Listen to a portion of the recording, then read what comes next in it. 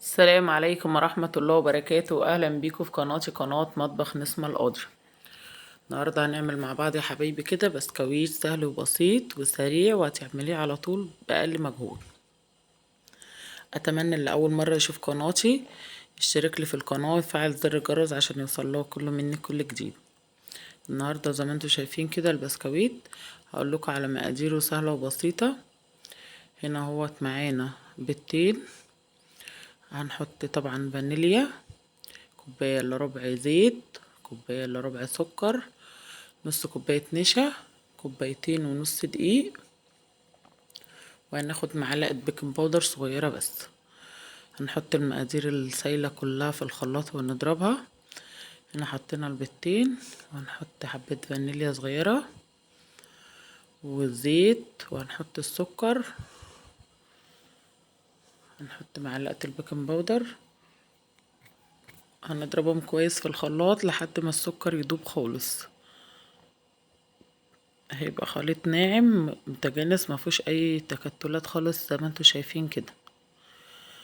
هنا هنفضي المواد السايلة، وبعد كده هنحط الدقيق، هنحط عليه النشا، ونحط رشة ملح بسيطة، ونقلبهم في بعض كده. وبعدين بقى ايه هنعجن فيهم في العجين. احنا مش هنعجن البسكويت، ما بيتعجنش.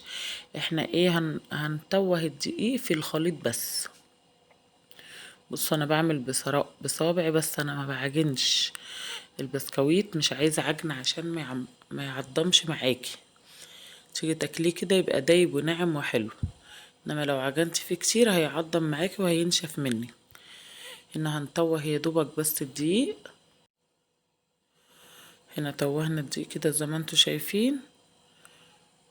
هنشكل بقى التشكيل اللي انت عايزاه. انا بشكلها كور صغيره قد الليمونه كده صغيره، عايزاها كبيره صغيره زي ما انت عايزه، وبطت عليها بسيط خالص كده. وبحط في الصاج هنا معايا مدهون زيت بسيط خالص عشان ما يخليش معاكي البسكويت يعني تلاقيه يبقى فيه زيت كده بعد ما يستوي. هو دهنة بسيطة خالص عشان بس ما يخليش البسكويت يلزق في الصاج معاكي. هنا هنعمل الكمية كلها زي ما انتوا شايفين كده، وهنشكلها بقى ايه بالغطا بتاع الزيت، بغطا الزيت كده، وهنشكل بيها. انت عايزة تشكلي بأي حاجة بقى، شكلي بشوكة بأي حاجة.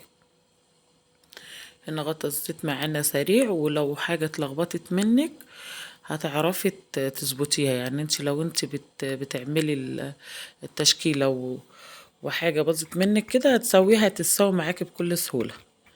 زي ما انتوا شايفين كده الغطا شكل لنا البسكويت شكله جميل قوي، وزي ما انتوا شايفين سهل وبسيط، واي حاجة تتلخبط معاكي بتعيديها بسرعة على طول، بتسويها وحلوة. هنا خلصنا اهوت. هنحطه بقى على الرف الاوسط في الفرن ودرجة حرارة متوسطة. هنا بقى انا بكمل بقية تشكيل البسكويت معايا، هسويه بقى وفي الاخر هوريهولكم. هو يدوبك الطبق اللي فاضي ان انا اوريهولكم واصورهولكم. جميل وحلو وخفيف، ولادي بقى اللي يطلع عايزين ياكلوه كده سخن على طول. اتمنى الفيديو يعجبكم. اسيبكم في رعاية الله. السلام عليكم ورحمة الله وبركاته.